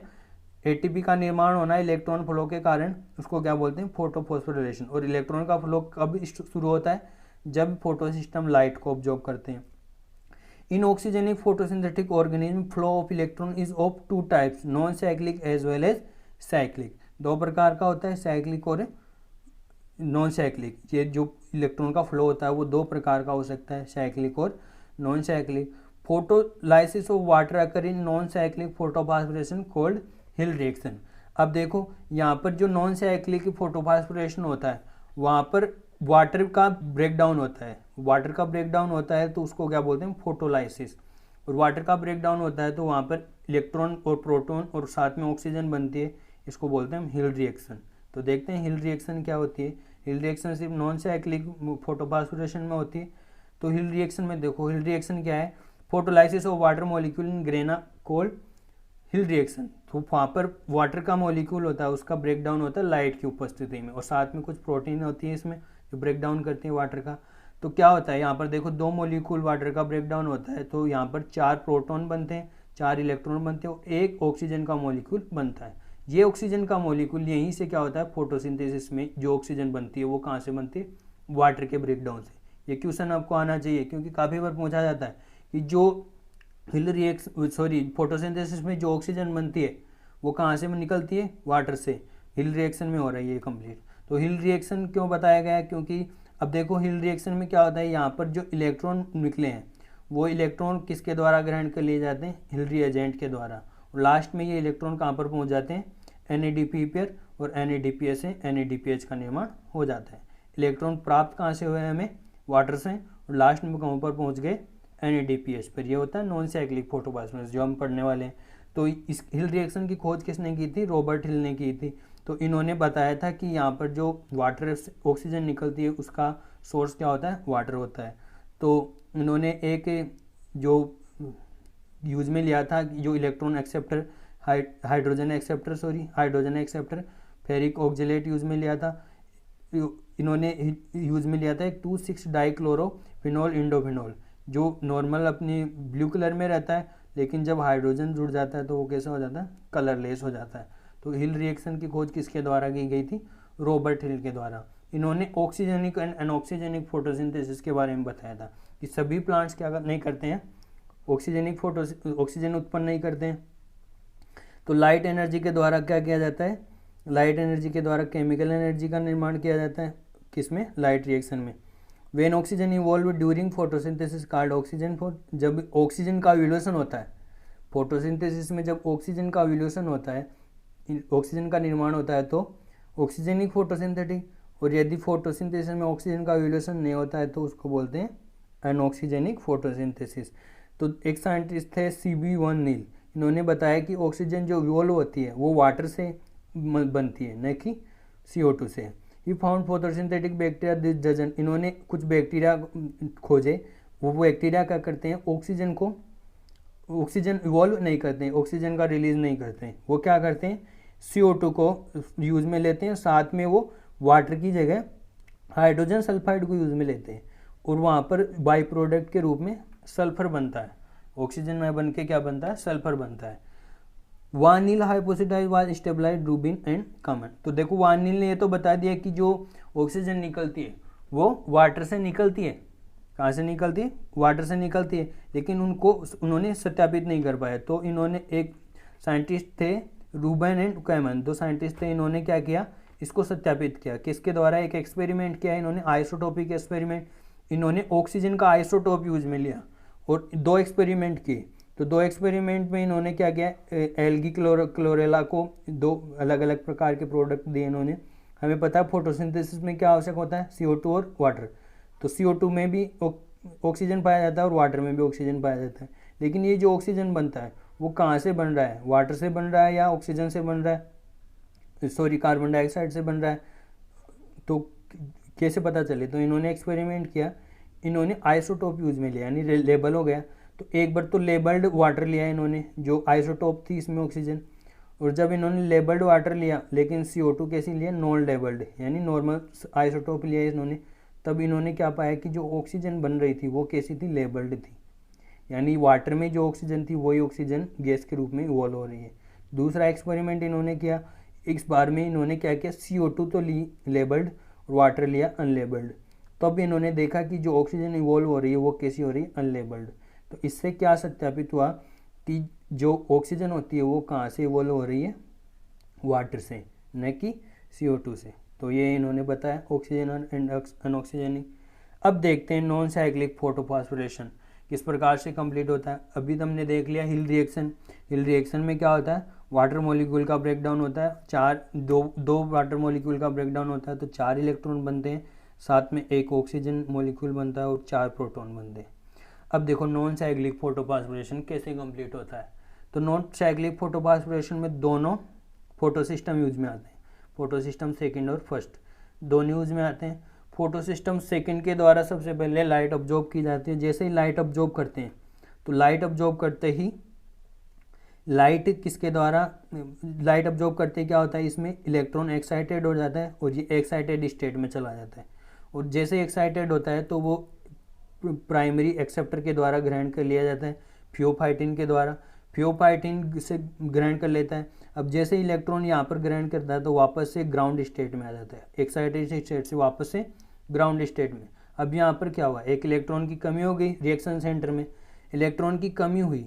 अब उस इलेक्ट्रॉन की पूर्ति की जाती है किसके द्वारा, वाटर के द्वारा। हमें पता है वाटर का फोटोलाइसिस हो रहा है, यहाँ पर हिल रिएक्शन चल रही है, तो यहाँ पर क्या हो रहा है, वाटर का फोटोलाइसिस हो गया और इलेक्ट्रॉन की पूर्ति किसके द्वारा कर दी गई, वाटर के द्वारा, तो इसको बोलते हैं हिल रिएक्शन। तो यहाँ पर जो एक इलेक्ट्रॉन निकला उसकी पूर्ति यहाँ पर से इलेक्ट्रॉन से हो गई। नेक्स्ट ये जो इलेक्ट्रॉन है उसका transfer next reaction next electron acceptor पर होता है, फिर होता है प्लास्टोक्यूनोन पर, प्लास्टोक्यूनोन से साइटोक्रोम B6 पर, फिर प्लास्टोसाइनिन पर, और फिर वापस फोटोसिस्टम फर्स्ट पर आ जाता है। फोटोसिस्टम फर्स्ट ग्रहण करता है इलेक्ट्रॉन को, क्यों करता है, अब वहाँ पर भी फोटोसिस्टम फर्स्ट भी क्या करता है, लाइट को ऑब्जॉर्व करके पहले से ही एक इलेक्ट्रॉन को त्याग चुका है, तो वहाँ पर पहले से ही वहाँ पर एक इलेक्ट्रॉन की कमी है और इस इलेक्ट्रॉन को ग्रहण कर लिया जाता है प्लास्टोसिनोन से P700 रिएक्शन के सेंटर के द्वारा। अब फोटोसिस्टम फर्स्ट ने जो इलेक्ट्रॉन त्यागा था वो इसके प्राइमरी एक्सेप्टर के पास जाएगा A0 A1 जो क्लोरोफिल है, फिर फिलोक्यूनोन के पास जाएगा, फिर आयरन सल्फर प्रोटीन के पास जाता है। विभिन्न ये क्या है, इलेक्ट्रॉन कैरियर है, इन कैरियर के थ्रू होते हुए लास्ट में फेरेडोक्सिन के पास चला जाता है। अब फेरेडोक्सिन से इलेक्ट्रॉन कहाँ पर जाता है, एक FNR एंजाइम होता है फेरेडोक्सिन NADPH रिडक्टेज, इस एंजाइम की उपस्थिति में इलेक्ट्रॉन को कहाँ पर ट्रांसफर कर दिया जाता है, NADP पर, और किसका निर्माण हो जाता है, NADPH का निर्माण हो जाता है। तो लास्ट में ये इलेक्ट्रॉन कहाँ से निकला, वाटर से निकला और कहाँ पर पहुँचा, NADPH पर। तो डोनर कौन है, वाटर इलेक्ट्रॉन का, और लास्ट एक्सेप्टर कौन है, NADP। अब यहाँ पर जो इलेक्ट्रॉन का फ्लो हुआ वहाँ पर एक तो NADPH बन गया, ये 2 NADPH के मॉलिक्यूल बन गए मान लो। अब साथ में यहाँ पर बीच में ATP भी बनती है। वो ATP किस प्रकार से बनती है, देखो ATP किस प्रकार से बनती है, यहाँ पर इसका 3D ओवरव्यू देखें हम तो सबसे पहले हमें पता है फोटोसिस्टम सेकंड के द्वारा लाइट अब्जॉर्ब की जा रही है। तो देखो थाइलेकोइड मेम्ब्रेन में इस प्रकार से फोटोसिस्टम पाए जाते हैं और प्रोटीन पाए जाते हैं। तो देखो फोटोसिस्टम फर्स्ट के रिएक्शन सेंटर 680 के द्वारा लाइट ग्रहण की गई, इलेक्ट्रॉन एक्साइटेड हुआ, इलेक्ट्रॉन एक्साइटेड होकर कहाँ पर जाता है, फोटोसिस्टम सेकंड से निकलकर प्लास्टोक्यूनोन के पास जाता है। यहाँ पर बीच में प्राइमरी इलेक्ट्रॉन एक्सेप्टर आ गए जो हमने पहले देख लिए। अब ये कहाँ पर जाता है, मेम्ब्रेन में प्लास्टोक्यूनोन पाया जाता है, प्लास्टोक्यूनोन के पास जाएगा। अब यहाँ पर जो इलेक्ट्रॉन की कमी हो गई उसकी पूर्ति किसके द्वारा की जा रही है, वाटर के द्वारा। वाटर का ब्रेकडाउन लगातार हो रहा है फोटोलाइसिस में हिल रिएक्शन के द्वारा, और वहाँ से जो इलेक्ट्रॉन निकल रहे हैं वो किसकी पूर्ति कर रहे हैं, PS सेकंड में इलेक्ट्रॉन की पूर्ति कर रहे हैं। और साथ में यहाँ पर ऑक्सीजन का इवोल्यूशन हो रहा है जो फोटोसिंथेसिस में निकल रही है, और प्रोटॉन बन रहे, और प्रोटॉन अंदर में क्या होते हैं, प्रोटॉन की सांद्रता बढ़ती जाती है धीरे धीरे। अब देखो ये इलेक्ट्रॉन प्लास्टोक्यूनोन के पास जाता है। अब प्लास्टोक्यूनोन जो इलेक्ट्रॉन ग्रहण करता है साथ में ये बाहर से एक प्रोटॉन भी ग्रहण कर लेता है। प्लास्टोक्यूनोन प्रोटॉन ग्रहण करके प्लास्टोहाइड्रोक्यूनोन में कन्वर्ट हो जाता है। अब इलेक्ट्रॉन और प्रोटॉन साथ में ग्रहण कर लिया इसने। अब ये इलेक्ट्रॉन को ट्रांसफर करेगा साइटोक्रोम पर। इलेक्ट्रॉन किसके द्वारा ग्रहण किया जाएगा, साइटोक्रोम के द्वारा। साइटोक्रोम जैसे इलेक्ट्रॉन ग्रहण करता है तो इलेक्ट्रॉन ग्रहण करने के साथ साथ ये इसने जो प्रोटॉन ग्रहण किए थे उसको भी अंदर की ओर पंप कर देता है। तो ये इलेक्ट्रॉन प्रोटॉन कहाँ से हो गए, बाहर से अंदर के आ गए। ये तो स्ट्रोमा है और ये थाइलेकोइड ल्यूमेन है। तो स्ट्रोमा से अंदर की तरफ आ गए ये प्रोटॉन। अब अंदर लगातार प्रोटॉन बढ़ रहे हैं। अब ये जो इलेक्ट्रॉन है वो कहाँ पर चला जाता है, प्लास्टोसाइनिन के पास, जो एक सोल्यूबल प्रोटीन है जो अंदर की ओर पाई जाती है। प्लास्टोसाइनिन से वो ये फोटोसिस्टम फर्स्ट पर भेजता है इलेक्ट्रॉन अपना। फोटोसिस्टम फर्स्ट जिसमें P700 रिएक्शन सेंटर है अपने प्राइमरी एक्सेप्टर से होते हुए लास्ट में फेरेडोक्सिन के पास चला जाता है इलेक्ट्रॉन। और जब फेरेडोक्सिन के पास जाता है तो वहाँ पर एक FNR एंजाइम पाया जाता है, उसकी उपस्थिति में NADP से NADPH का निर्माण कर दिया जाता है। ये बात ध्यान रखने योग्य है, NADPH का निर्माण कहाँ हो रहा है, स्ट्रोमा में। रिएक्शन कहाँ पर चल रही है, मेम्ब्रेन में, और NADPH का निर्माण कहाँ हो रहा है, स्ट्रोमा में। तो लास्ट में NADPH का निर्माण हो गया। अब देखो ATP का निर्माण कैसे होता है, यहाँ पर NADPH का निर्माण तो हो गया। अब देखो अंदर प्रोटॉन पंप किए जा रहे हैं यहाँ पर, और कुछ प्रोटॉन बन रहे हैं वाटर के ब्रेकडाउन से। तो यहाँ पर लगातार प्रोटॉन की सांद्रता बढ़ती जाती है, प्रोटॉन की सांद्रता बढ़ती जाएगी और बाहर प्रोटीन की सांद्रता कम हो रही है। तो हमें पता है कोई भी आयन अपनी उच्च सांद्रता से निम्न सांद्रता की ओर मूवमेंट करेगा। तो यहाँ पर एक विशेष प्रकार का कॉम्प्लेक्स पाया जाता है एटीपी सिंथेज, जो हमने रेस्पिरेशन में भी पढ़ा था एटीएस साइकिल के दौरान। तो ये एटीपी सिंथेज पंप पाया जाता है, जिसको हम जब रेस्पिरेशन पढ़ाते तो माइटोकॉन्ड्रिया में तो पढ़ा था हमने इसको F0 F1 पार्टिकल, लेकिन यहाँ पर क्लोरोप्लास्ट में है इसलिए हम इसको बोलेंगे CF0 CF1 पार्टिकल। तो यहाँ इसके द्वारा क्या किया जाता है, प्रोटॉन को बाहर की ओर पंप किया जाता है, क्योंकि यहाँ पर प्रोटॉन खुद ही पंप हो रहे हैं उच्च सांद्रता से निम्न सांद्रता की ओर, और इसके थ्रू पंप होंगे। तो पंप होंगे तो वो क्या होंगे, यहाँ पर जो एनर्जी बनेगी उस एनर्जी को किस में कन्वर्ट कर दिया जाता है, एटीपी में कन्वर्ट कर दिया जाता है। तो एटीपी का निर्माण कैसे होता है, कीमोएस्मेटिक मेथड के द्वारा, क्योंकि यहाँ पर ऑस्मोसिस होता है, यानी हाई कंसंट्रेशन से लो कंसंट्रेशन की ओर फ्लो होता है प्रोटॉन्स का और एटीपी का निर्माण होता है। तो इस प्रकार से नॉन साइक्लिक फोटोफॉस्फोरिलेशन होता है, जिसमें NADPH और एटीपी का निर्माण होता है। जो इलेक्ट्रॉन दाता है वो कौन है, यहाँ पर वाटर, और जो लास्ट में ग्रहण करता है इलेक्ट्रॉन को वो कौन है, NADPH, और एनर्जी मॉलिक्यूल है NADPH भी ATP भी। तो ये यहाँ पर इस प्रकार से नॉन साइक्लिक फोटोफॉस्फोरिलेशन होता है। इसकी यदि लाइट रिएक्शन देखें, नेट इक्वेशन इसकी, तो वाटर काम में आ रहा है यहाँ पर लाइट एनर्जी ADP और NADP, और यहाँ पर ऑक्सीजन बन रही है, साथ में ATP बन रही है और NADPH बन रही है। इस प्रकार इसकी रिएक्शन होती है। अब देखते हैं साइक्लिक फोटोफॉस्फोरिलेशन किस प्रकार से होता है। साइक्लिक फोटोफॉस्फोरिलेशन की बात करें तो साइक्लिक फोटोफॉस्फोरिलेशन में भी केवल सिर्फ एक ही क्या पाया जाता है, फोटोसिस्टम पाया जाता है। फोटोसिस्टम फर्स्ट ही इन्वॉल्व होता है, एक ही फोटोसिस्टम होता है, फोटोसिस्टम फर्स्ट। तो फोटोसिस्टम फर्स्ट क्या करता है, लाइट को ऑब्जॉर्व करता है। लाइट को ऑब्जॉर्व करते क्या होता है, इलेक्ट्रॉन एक्साइटेड होता है। इलेक्ट्रॉन एक्साइटेड होता है विभिन्न इलेक्ट्रॉन ग्राहियों के द्वारा होते हुए फेरेडोक्सिन के पास चला जाता है। अब जब नॉन साइक्लिक में देखा तो वहाँ पर फेरेडोक्सिन क्या कर देता है, NADPH का निर्माण कर देता है, लेकिन यहाँ पर NADPH का निर्माण नहीं करता है। क्यों नहीं करता है, क्योंकि साइक्लिक फोटोफॉस्फोरिलेशन तभी चलता है, ऐसी कंडीशन में चलता है जब NADPH तो प्रचुर मात्रा में होते हैं लेकिन ATP की कमी होती है हमारे पास। तो जब कोशिका में NADPH की मात्रा तो सही रहती है, पर्याप्त रहती है, लेकिन ATP की कमी होती है, यानी ATP और कोई मेटाबॉलिक रिएक्शन के लिए चाहिए होते हैं, तो ATP निर्माण के लिए साइक्लिक फोटोफॉस्फोरिलेशन किया जाता है। तो ये फेरेडोक्सिन से इलेक्ट्रॉन NADPH पर ट्रांसफर नहीं होता है, तो फिर कहाँ पर होता है, साइटोक्रोम B6 पर। जो जब फेरेडोक्सिन से इलेक्ट्रॉन साइटोक्रोम B6 पर ट्रांसफर होता है तब ATP का निर्माण होता है, एक ATP का निर्माण होता है। और जब साइटोक्रोम B6 से प्लास्टोक्विनोन पर ट्रांसफर होता है तो प्लास्टोक्विनोन हमें पता है बाहर से एक हाइड्रोजन को वो प्रोटॉन को भी पंप ले लेता है और अंदर की ओर पंप कर देता है। तो बाहर यानी आउटसाइड से अंदर पंप कर देगा, और प्लास्टोहाइड्रोक्विनोन किसके पास जाएगा, साइटोक्रोम F के पास, जो वहाँ पर भी एक ATP का निर्माण होता है। और साइटोक्रोम F लास्ट में प्लास्टोसाइनिन के पास जाता है, भेज देता है, और इलेक्ट्रॉन लास्ट में वापस से P700 के पास आ जाता है। तो इसमें देखा लाइट रिएक्शन जहाँ पर निकली, लाइट रिएक्शन या इसमें साइक्लिक फोटोफॉस्फोरिलेशन में जहाँ से इलेक्ट्रॉन निकला वहीं से वापस आ गया, इसीलिए हम इसको क्या बोल रहे हैं, साइक्लिक फोटोफॉस्फोरिलेशन में। नॉन साइक्लिक में तो क्या हो रहा था, वाटर का डोनर तो कौन था, इलेक्ट्रॉन का डोनर कौन था, वाटर, और ग्रहण कौन कर रहा था लास्ट में, NADPH। लेकिन यहाँ पर डोनर और एक्सेप्टर एक ही है, P700, यहीं से इलेक्ट्रॉन निकलता और यहीं पर वापस आ जाता है। नेक्स्ट देखते हैं अब इनमें डिफरेंस क्या होता है, साइक्लिक फोटोफॉस्फोरिलेशन और नॉन दोनों में डिफरेंस देखें तो डिफरेंस हमें पता है, फोटोसिस्टम फर्स्ट इन्वॉल्व होता है इसमें, और इसमें फोटोसिस्टम फर्स्ट एंड सेकंड दोनों इन्वॉल्व होते हैं। रिएक्शन सेंटर इसमें P700 पाया जाता है, इसमें P680 पाया जाता है। इलेक्ट्रॉन इसमें जो रिलीज होते हैं वो वापस से वहीं पर आ जाते हैं, लेकिन इसमें जो इलेक्ट्रॉन होते हैं वो वहाँ पर नहीं आ पाते हैं, तो फिर कहाँ पर जाते हैं, वाटर से निकलकर डायरेक्ट NADPH के पास चले जाते हैं। अब फोटोलाइसिस ऑफ वाटर इसमें नहीं होता है, और यहाँ पर फोटोलाइसिस होता है, यानी रिएक्शन चलती है, ओनली ATP का निर्माण होता है इसमें, और इसमें ATP के साथ NADPH का निर्माण भी होता है। इसमें देखें तो यहाँ पर दो जगह ATP का निर्माण होता है, यानी दो जगह ATP का फोटोफॉस्फोरिलेशन होता है, यहाँ पर सिर्फ एक जगह ही फोटोफॉस्फोरिलेशन होता है।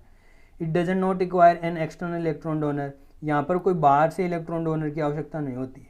लेकिन यहाँ पर बाहर से इलेक्ट्रॉन डोनर यानी वाटर यहाँ पर इलेक्ट्रॉन डोनर का कार्य करता है, और बैक्टीरिया में कुछ बैक्टीरिया होते हैं उनमें हाइड्रोजन सल्फाइड इलेक्ट्रॉन डोनर का कार्य करता है। अब देखते हैं डार्क रिएक्शन। डार्क रिएक्शन देख लिया हमने। लाइट रिएक्शन, लाइट रिएक्शन में जो एटीपी और NADPH बने, उन एटीपी और NADPH को यूज में लेते हुए डार्क रिएक्शन में क्या किया जाता है, CO2 से किसका निर्माण कर दिया जाता है, शुगर का निर्माण। CO2 किस में कन्वर्ट कर दी जाएगी, ग्लूकोज में। तो इसको क्या कहते हैं, डार्क रिएक्शन। डार्क रिएक्शन इसका मतलब ये नहीं है अंधेरे में होगी। डार्क रिएक्शन का मतलब है इसको अब लाइट की आवश्यकता नहीं है।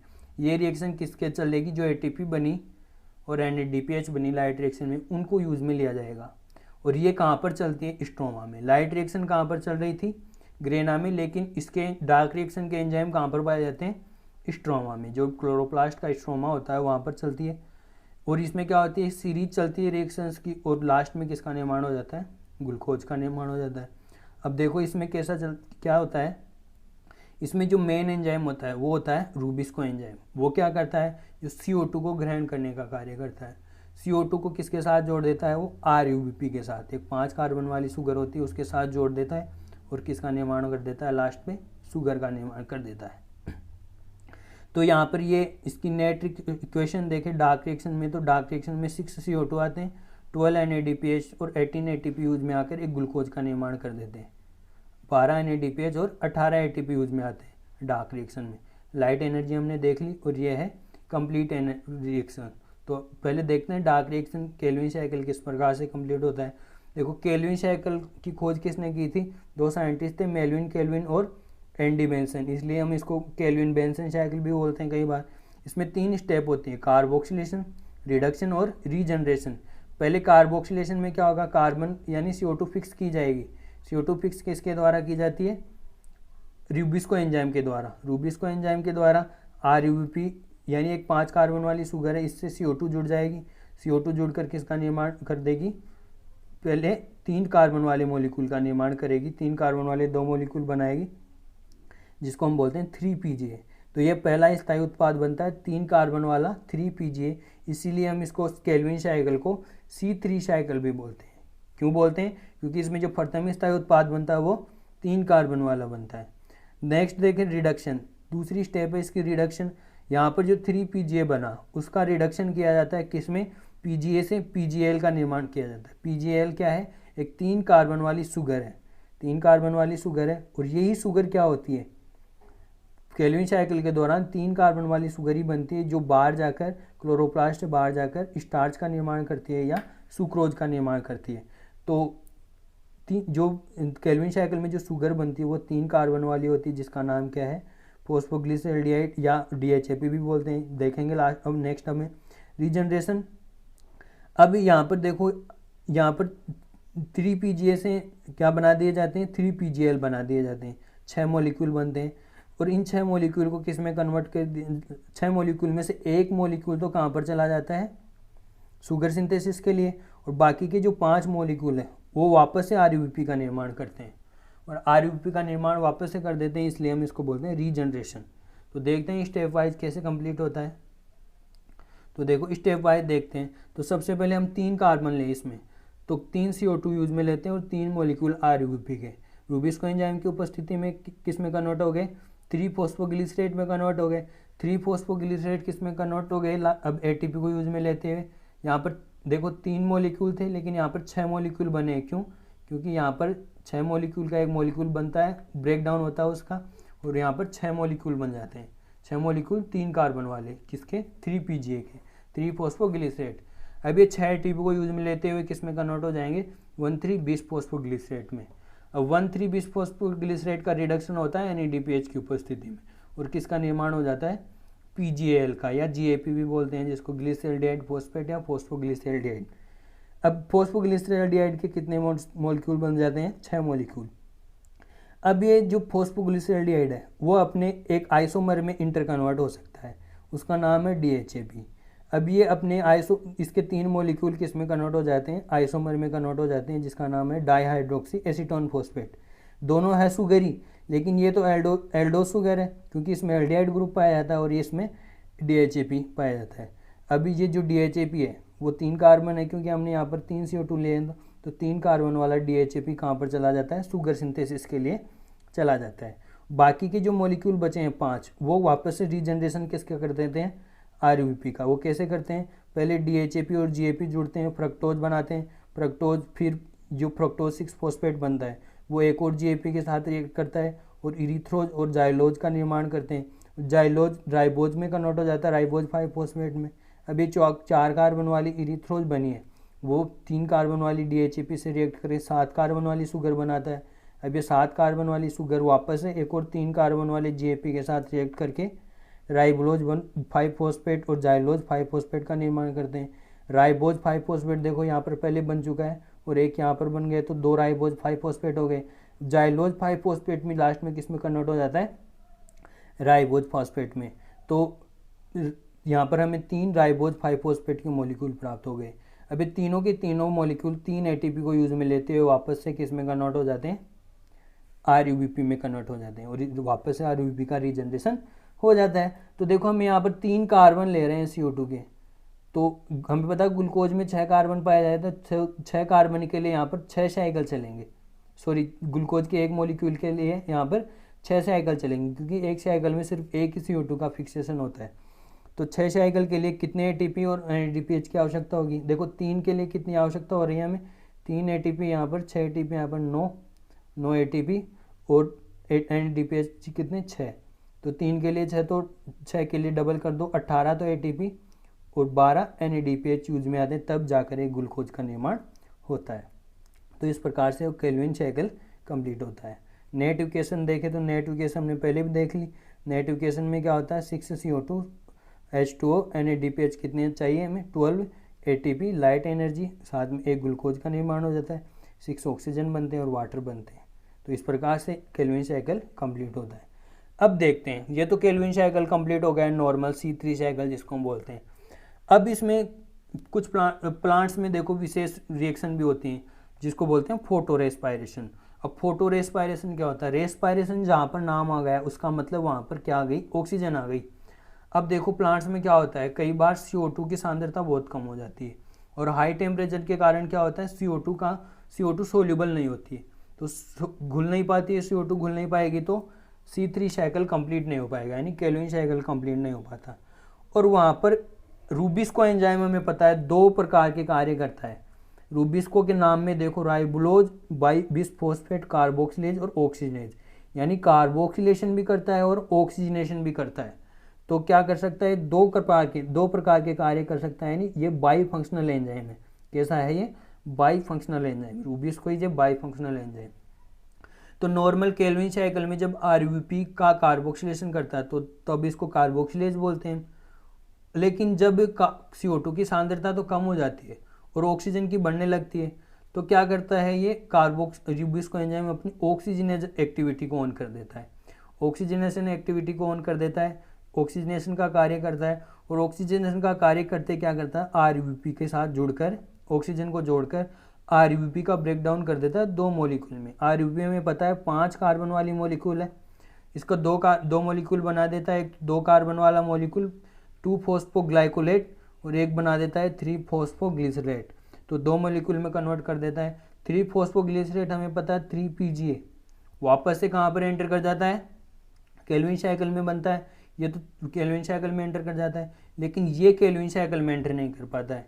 तो यहाँ ये केल्विन साइकिल में एंटर नहीं करेगा, तो फिर ये क्या करता है, एक दूसरे पाथवे के द्वारा इसका इसका मेटाबॉलिज्म होता है।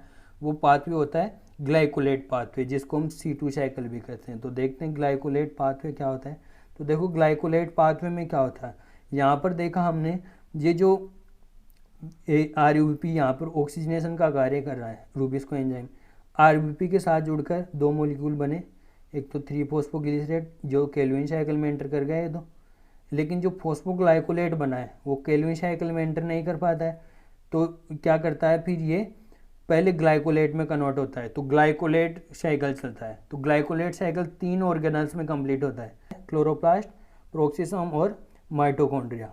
तो सबसे पहले जो फॉस्फोग्लाइकोलेट बना है वो 2-फॉस्फोग्लाइकोलेट पहले ग्लाइकोलेट में कन्वर्ट होता है, ग्लाइकोलेट से ये ग्लाइकोलेट ट्रांसफर होता है प्रोक्सीसोम में। प्रोक्सीसोम में ग्लाइकोलेट से किसका निर्माण हो जाता है, ग्लाइसिन का निर्माण हो जाता है, और ये ग्लाइसिन फिर कहाँ पर ट्रांसफर हो जाता है, माइटोकॉन्ड्रिया में। माइटोकॉन्ड्रिया में ग्लाइसिन के द्वारा किसका निर्माण कर दिया जाता है, सीरीन का, और यहाँ पर इसका डीकार्बोक्सिलेशन भी होता है, यानी एक CO2 का मॉलिक्यूल बाहर निकलता है। यहाँ पर एक CO2 बाहर निकल गई तो यहाँ पर एक CO2 कार्बन का लॉस हो गया। अब ये सीरीन वापस से कहाँ पर चला जाता है, प्रोक्सीसोम में, प्रोक्सीसोम में ट्रांसफर होता है, और प्रोक्सीसोम में फिर से वापस से इसे ग्लिसरेट का निर्माण किया जाता है। और ये जो ग्लिसरेट बना है वो वापस से ट्रांसफ़र किया जाता है क्लोरोप्लास्ट में, और क्लोरोप्लास्ट में ग्लिसरेट एक ATP को यूज़ में लेते हुए कहाँ पर क्या बना देता है, वापस से 3-फॉस्फोग्लिसरेट बना देता है। तो इस प्रकार से ग्लाइकोलेट पाथवे चलता है। तो ग्लाइकोलेट पाथवे इस प्रकार से कंप्लीट हो गया। तो देखो यहाँ पर क्या है इसके, देखो फोटो रेस्पायरेशन प्लांट्स के लिए सही क्यों नहीं है।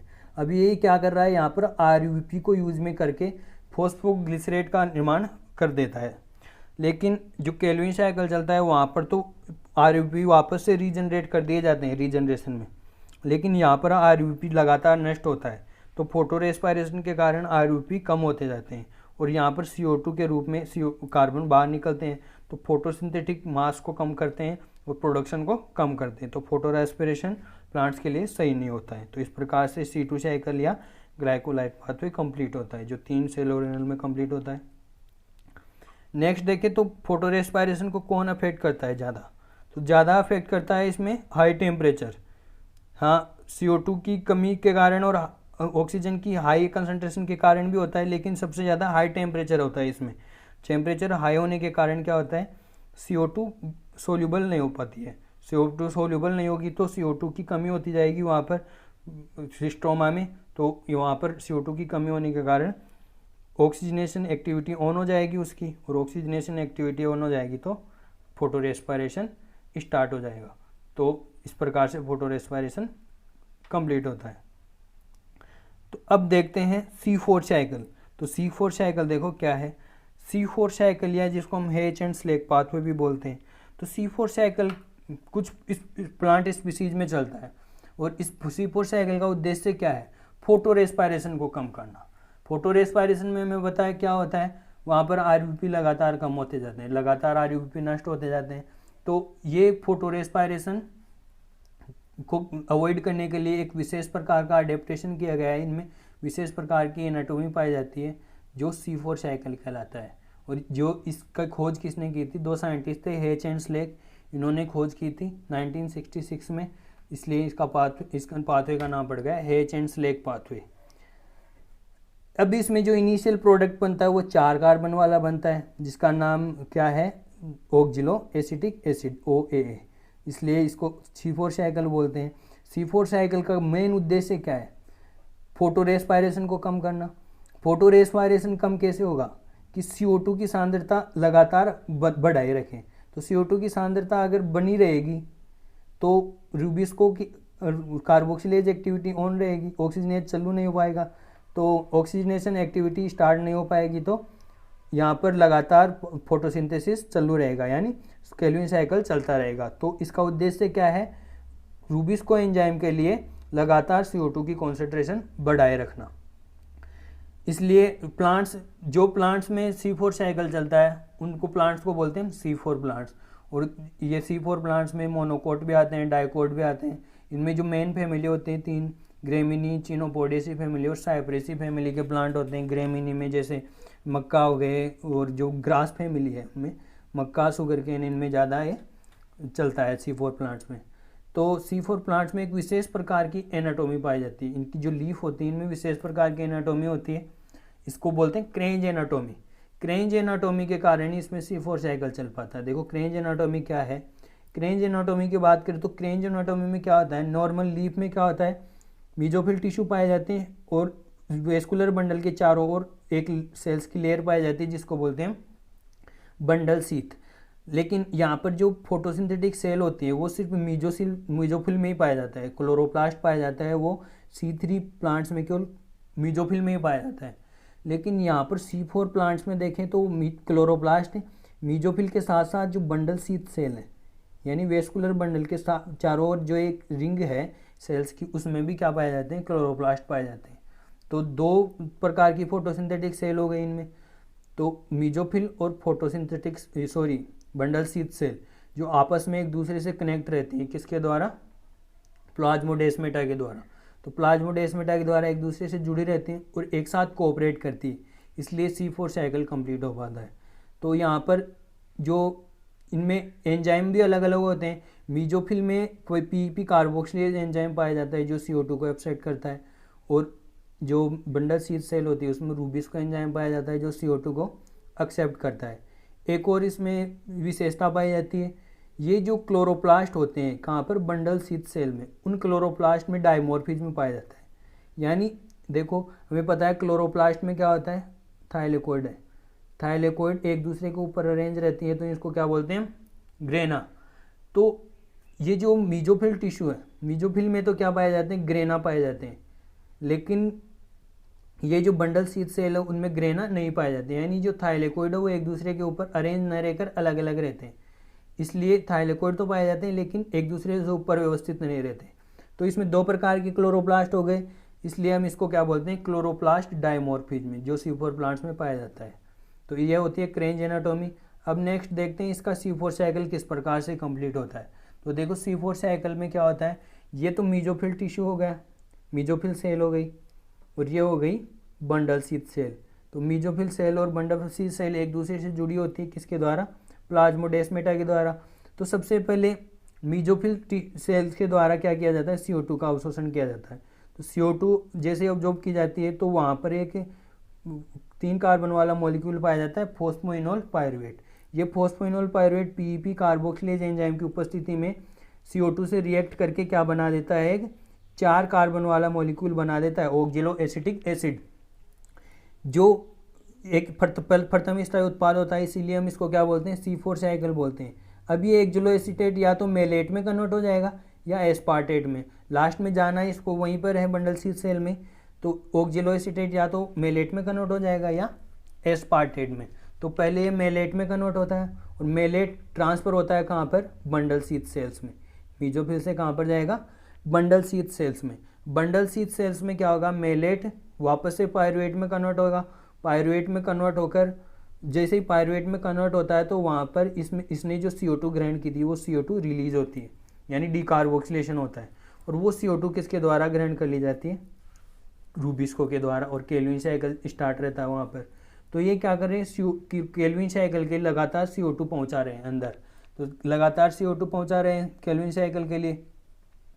तो अब देखो केल्विन साइकिल में लगातार यहाँ पर CO2 पहुँच रही है। अब जो पायरुवेट बना था वो पायरुवेट वापस से एलेनिन वापस से ट्रांसफ़र होता है मीजोफिल में, और मीजोफिल में पायरुवेट बनता है, और यहाँ से लास्ट में पायरुवेट से वापस से फॉस्फोइनोल पायरुवेट में कन्वर्ट हो जाता है, और यहाँ पर 2 ATP यूज में आते हैं, ATP MP में कन्वर्ट हो जाता है। तो यहाँ पर क्या करना पड़ रहा है, एक CO2 को अंदर पहुँचाने के लिए हमें 2 एक्स्ट्रा ATP खर्च करने पड़ रहे हैं। तो प्रत्येक CO2 के लिए यहाँ पर टोटल एक CO2 को यहाँ तक पहुँचाने के लिए हमें केल्विन साइकिल में हमें पता है एक CO2 के लिए 3 ATP आवश्यक होते हैं, लेकिन यहाँ पर 2 ATP और एक्स्ट्रा हो गए, तो टोटल कितने हो गए, 5। तो टोटल 6 CO2 पहुँचाने के लिए, यानी एक ग्लूकोज मॉलिक्यूल के लिए टोटल कितने मॉलिक्यूल आवश्यकता होगी, 30 ATP की आवश्यकता होगी। यहाँ पर कितने ATP की, 30 ATP की आवश्यकता होगी। नॉर्मल केल्विन साइकिल में केवल 18 ATP आवश्यकता होती है, लेकिन यहाँ पर जो अंदर CO2 का ट्रांसपोर्ट होता है उसके लिए एक्स्ट्रा ATP खर्च करनी पड़ रही है हमें। तो इस प्रकार से C4 साइकिल कंप्लीट होता है। अब देखते हैं एक और पाथवे है CAM पाथवे, जिसको क्रेसुलेशन एसिड मेटाबॉलिज्म बोलते हैं।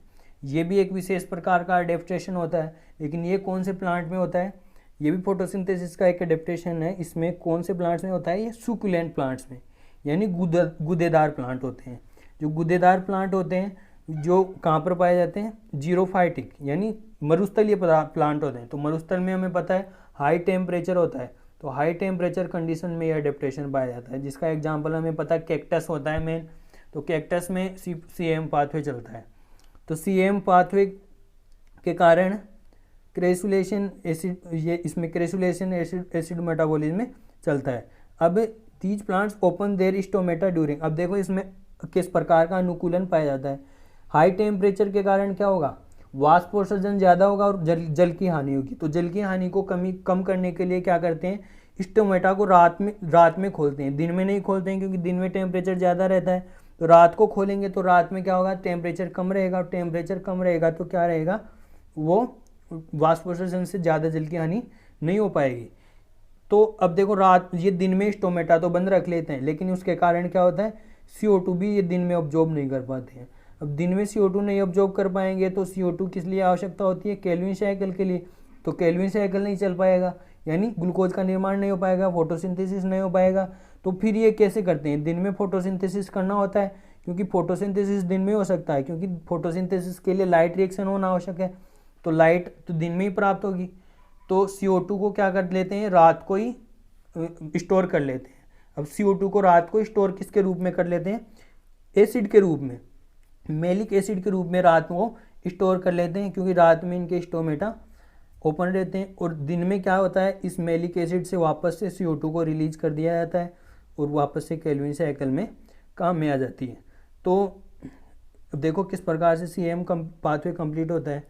तो देखो दिन और रात में ये रिएक्शन चलती है।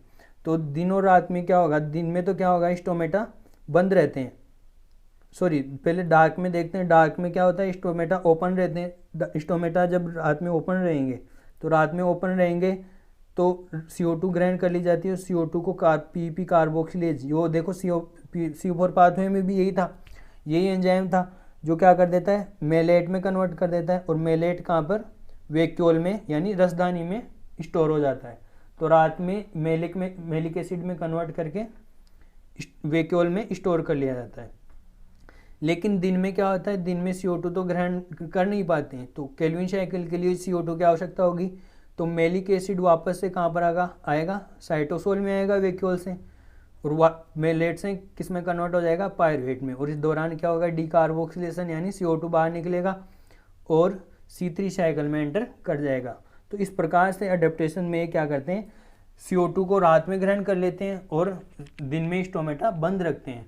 तो पहले ही रात को CO2 को एसिड के रूप में स्टोर कर लेते हैं, इसलिए हम इसको बोलते हैं क्रेसुलेशन एसिड मेटाबॉलिज्म। क्रेसुलेशन इसलिए बोलते हैं क्योंकि सबसे पहली खोज इसकी क्रेसुलेसी फैमिली में की गई थी, इसलिए इसको बोलते हैं क्रेसुलेशन एसिड मेटाबॉलिज्म।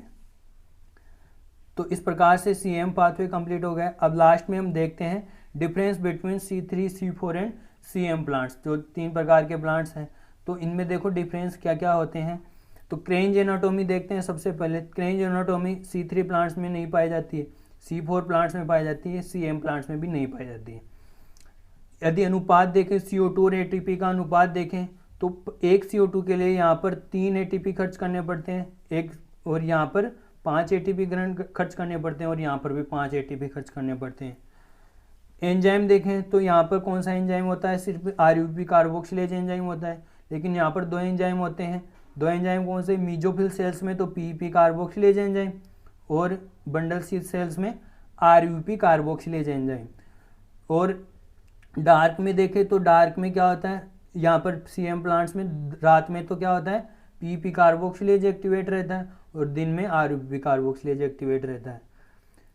जो प्राइमरी एक्सेप्टर है, जो पहले CO2 ग्रहण करता है, वो कौन सा है, यहाँ पर RUP है, 5 कार्बन वाला मॉलिक्यूल है, और यहाँ पर PP है, और यहाँ पर भी PP है, जो 3 कार्बन वाले मॉलिक्यूल है। पहला स्थायी उत्पाद कौन सा होता है, यहाँ पर 3-फॉस्फोग्लिसरिक एसिड, यहाँ पर ऑक्जेलोएसीटेट, यहाँ पर भी ऑक्जेलोएसीटेट। अब नेक्स्ट देखें ऑप्टिमम टेम्परेचर देखो, ये 15 से 25 डिग्री पर C3 प्लांट्स में फोटोसिंथेसिस चलता है, इनमें 30 से 40 डिग्री सेंटीग्रेड पर। और CM प्लांट हमें पता है जीरोफाइटिक प्लांट होते हैं, तो यहाँ पर 40 डिग्री से भी ज़्यादा टेम्परेचर पर फोटोसिंथेसिस चलता है।